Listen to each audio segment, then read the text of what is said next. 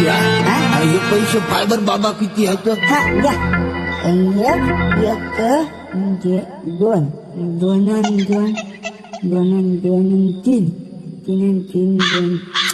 हल्ला काहीच कोला पांढर तोंडिया तुला मन लागलं शाळेत जाय तर शब्द खात फिरू लागला गावानं. जाय काळ कर तिकडे जाऊन जाय.